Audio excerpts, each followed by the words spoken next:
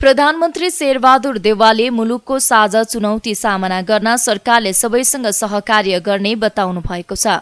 आइतबार प्रतिनिधि सभा बैठकमा विश्वासको मत माग्दै प्रधानमन्त्री देउवाले राजनीतिक विचार र दलका आधारमा प्रतिस्पर्धा स्वाभाविक भए पनि साझा चुनौती सामना गर्न सरकारले सबैसँग सहकार्य गर्ने बताउनु भएको हो। उहाँले नेपालको संविधानको संरक्षण र यसको कार्यान्वयन साझा गन्तव्य भएको जिकिर गर्नुभयो। उहाँले पटक पटकको प्रतिनिधि सभा विघटनका कारण देशमा राजनीतिक अन्योल र अनिश्चितताको अवस्था देखिएको भन्दै जनताका समस्या समाधान गर्न सरकार केन्द्रित हुने बताउनुभयो। उहाँले निवर्तमान प्रधानमन्त्रीका रूपमा केपी शर्मा ओली नेतृत्वको सरकारले गरेका राम्रा कामलाई आफूले निरन्तरता दिने भन्दै अहिलेसम्म गरेका असल कामका लागि ओलीलाई धन्यवाद समेत दिनुभयो। पटक पटकको प्रतिनिधि सभा विघटनका कारण विगत केही समय देशमा राजनीतिक अन्योल अनिश्चितताको स्थिति रह्यो। नेपालको संविधानको धारा 76(3) बमोजिम नियुक्त हुनुभएका निवर्तमान प्रधानमन्त्री माननीय केपी शर्मा ओलीजीले धारा 78 बमोजिम प्रतिनिधिसभामा मत नलिई धारा 76 बमोजिम प्रधानमन्त्री नियुक्तिलाई प्रारम्भ गर्न सम्मानित राष्ट्रपतिलाई अनुरोध गर्नुभएपछि नयाँ प्रधानमन्त्री नियुक्तिको प्रक्रिया प्रारम्भ भयो। केही समयको राजनीतिक संवैधानिक अभ्यास पश्चात म नेपालको संविधानको 76 धारा 5 बमोजिम प्रधानमन्त्री नियुक्तिको छु। मेरो नेतृत्वमा मन्त्री परिषद गठन भएको छ। मलाई प्रधानमन्त्री नियुक्त हुन सहयोग समर्थन गर्नुहुने राजनीतिक दलका नेताहरू, माननीय सदस्यहरू लगायत सबैमा हार्दिक धन्यवाद दिन चाहन्छु।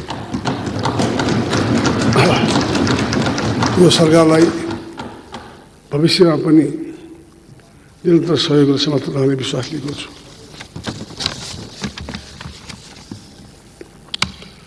अहिले मुलुक निकै जटिल अवस्थामा छ। विश्वव्यापी रूपले फैलिएको कोभिड-19 को प्रकोपले हामी निकै प्रभावित भएका छौँ। दैनिक रूपले सङ्क्रमण बढिरहेको छ। मानिसहरूको मृत्यु भइरहेको छ। म कोभिड-19 को कारण मृत्यु भएका सबैको आत्माको चिर शान्तिको कामना गर्दछु। शोक सन्तप्त परिवारजनमा गहिरो संवेदना व्यक्त गर्दछु। अस्पतालमा उपचार गराइरहनुभएका सबैको शीघ्र स्वास्थ्य लाभको कामना गर्दछु। कोभिड-19 को नियन्त्रण र रोकथामका लागि अहोरात्र खटेर काम गर्नुहुने सबैमा हार्दिक धन्यवाद दिन चाहन्छु। नेपाली नागरिकलाई कोभिड-19 को प्रकोपबाट जोगाउनु यो सरकारको पहिलो प्राथमिकता हुनेछ। सरकारले कोभिड-19 को नियन्त्रण रोकथामका लागि सबै उपायहरू अवलम्बन गर्नेछ भन्ने म प्रतिबद्धता व्यक्त गर्न चाहन्छु। माननीय सभामुख महोदय, हामी यहाँ उपस्थित सबै राजनीतिक दलहरूको प्रयत्नबाट नेपालको संविधान निर्माण भएको छ।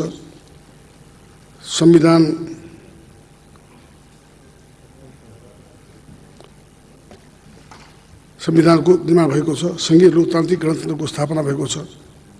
यसको संरक्षण र सुदृढीकरण गर्न हामी सबैको प्रयासबाट मात्रै सम्भव छ।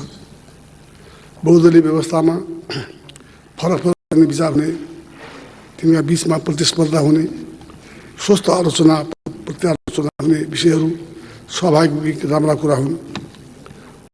यी आवश्यक पनि छन्। तथापि हाम्रो केही साझा चुनौती, उद्देश्य र गन्तव्य छन् जसका लागि हामीले सहायता गर्नुपर्दछ। कोभिड-19 हाम्रो लोकतन्त्रको चुनौती हो।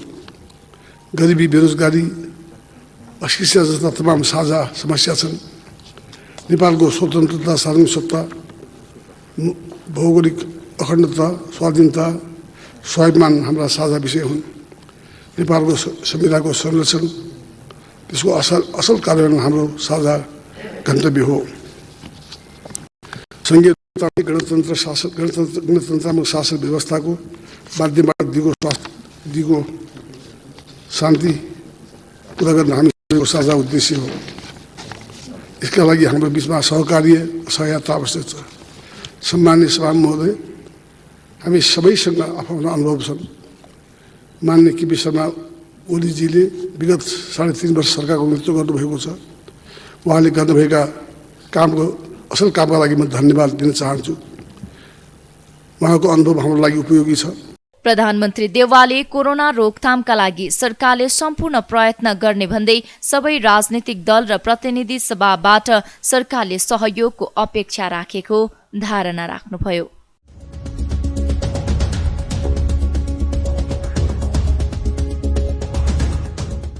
राष्ट्रिय सभाको 9औं अधिवेशन आइतबारबाट सुरु भएको छ। संघीय संसद भवन नयाँ बानेश्वरमा बसेको बैठकमा अध्यक्ष गणेश प्रसाद तिमेल सिन्हाले अधिवेशन आह्वान सम्बन्धी राष्ट्रपतिबाट प्राप्त पत्र पढेर सुनाउनु भएको थियो। उहाँले नेपाली कांग्रेसका सभापति एवं संसदीय दलका नेता शेरबहादुर देउवालाई प्रधानमन्त्री पदमा नियुक्त गरिएको तथा मन्त्री परिषद विस्तार सम्बन्धी राष्ट्रपति कार्यालयबाट प्राप्त पत्रको बेहोरा पढेर सुनाउनु भएको थियो। अधिवेशन प्रारम्भ भएसँगै नेपाली कांग्रेसका सांसद राधेश्याम अधिकारीले कोभिड-19 को संक्रमण बढ्दो रहेकाले जोखिम नियन्त्रणका लागि कोभिड-19 विरुद्धको खोपको प्रभावकारी व्यवस्थापनलाई निरन्तरता दिन सरकार समक्ष माग गर्नुभयो। जारी मनसुनका कारण प्राकृतिक विपदका घटना पीडितको राहत उद्धार तथा वास व्यवस्थापनका लागि थप प्रभावकारी काम गर्न उहाँले आग्रह गर्नुभयो। उहाँले संघीयतालाई मजबुत पार्ने काममा लाग्नुपर्नेमा जोड दिनुभयो। त्यस्तै नेकपा एमालेका सुमनराज प्याकुरेलले सत्ता प्राप्तिका लागि दलीय प्रणालीलाई समेत कमजोर पार्ने गरी सर्वोच्च अदालतको फैसलाले विधिको शासनमाथि प्रश्न चिन्ह लागेको र सुधारिएको पञ्चायत व्यवस्था लागू गर्न खोजिएको आरोप लगाउनुभयो। नेकपा माओवादी केन्द्र राष्ट्रिय सभा दलका नेता दीननाथ शर्माले प्रतिपक्षलाई विश्वासमा लिएर सहमति र सहकार्यको संस्कृतिलाई बढावा दिई मुलुकमा व्याप्त समस्याको समाधानका लागि सबै राजनीतिक दललाई आग्रह गर्नुभयो। खोपहरू चाहिँ आइराखेको छ र म यो भन्दिनँ कि यो सरकार आउने बित्तिकै खोपहरू आइरहेको छ भन्दिनँ। त्यो सरकार हिजोको सरकारले गरेको प्रयत्नका कारणहरूले नै आइरहेको हो र अब पनि यो सरकारले पनि त्यसलाई निरन्तरता दिनेछ भन्ने म विश्वास गर्दछु। र हाम्रो यो जुन चाहिँ सरकार छ त्यो सरकारले चाहिँ के छ भने आउने दिनमा खोपहरूको चाहिँ कमी हुन दिने छैन र आफ्नो टार्गेट अनुसार आफ्नो लक्ष्य अनुसार चाहिँ के छ भनेदेखि खोप लगाउन जानेछ भन्ने म विश्वास गर्न चाहन्छु।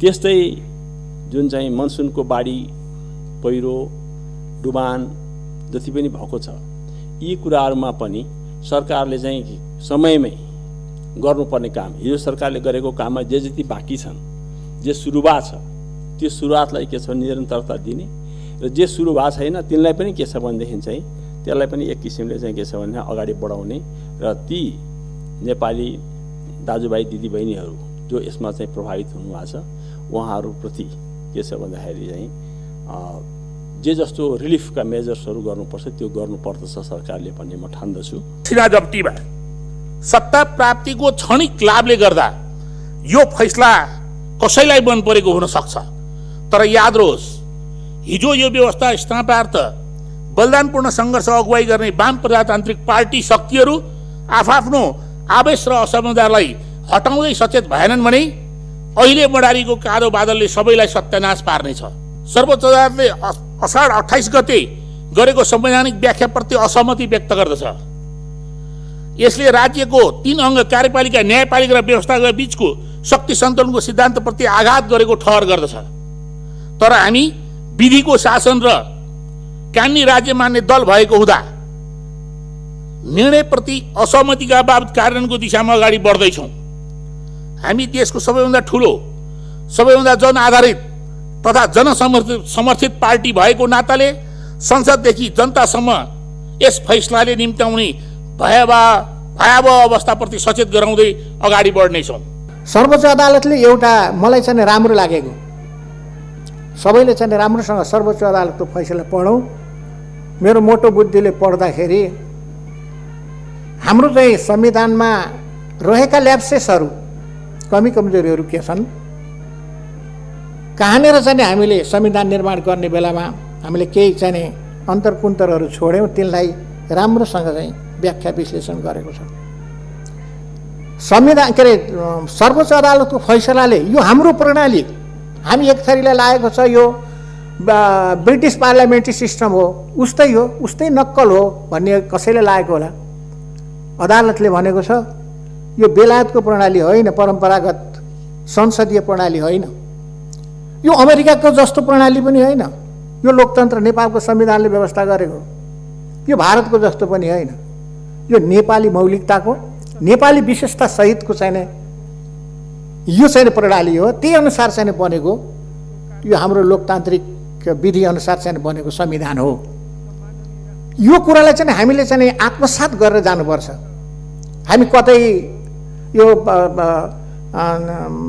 बेलायती प्रकारको मोडेलको, यो इन्डियन मोडेलको, यो अमेरिकन मोडेलको, यो अरू चाहिँ कुनै देशका संसारका अरू विशेषको चाहिँ मोडेलको हो होइन। त्यसका चाहिँ सुन्दर पक्षहरू छन्, लोकतन्त्रका चाहिँ मौलिक पक्षहरू छन्, मौलिक सुन्दरताहरूबाट यो विचलित छैन। जनताका हक अधिकारहरूलाई सुनिश्चित गर्ने कुरामा भिन्न छैन। तर त्यो हाम्रो आफ्नो माटो र नेपाली मौलिकता र नेपाली माटो अनुसारको हामीले निर्माण गरेको पहिलो र दोस्रो संविधान सभामा प्रशस्त छलफल गरेर हामीले चाहिँ निर्माण गरेको चाहिँ यो चाहिँ प्रणाली हो, राजनीतिक प्रणाली हो। त्यसलाई चाहिँ हामीले संविधानमा यो साझा दस्तावेजमा हामीले त्यसलाई चाहिँ व्यवस्था गरेका छौँ। हामीले त्यसलाई त्यही रूपमा चाहिँ सम्झेर जाँदाखेरि, त्यही रूपमा हामीले चाहिँ आत्मसात गरेर जाँदाखेरि हामी एक ठाउँमा हुन सक्छौँ। सांसद प्रमिला कुमारीले संघीय लोकतान्त्रिक गणतन्त्रको संस्थागत गर्ने ध्येयका साथ सर्वोच्च अदालतले प्रतिनिधि सभाको पुनर्स्थापना गरी नेपाली कांग्रेसका सभापति शेरबहादुर देउवालाई प्रधानमन्त्रीमा नियुक्त गरेकोमा प्रसन्नता व्यक्त गर्नुभयो। अन्य सदस्यहरूले राष्ट्रिय समस्या समाधानका लागि सबै राजनीतिक दलका बीच राष्ट्रिय एकता हुनुपर्नेमा जोड दिएका थिए। राष्ट्रिय सभाको अर्को बैठक साउन 7 गते बिहीबार दिउँसो 1 बजे बस्नेछ।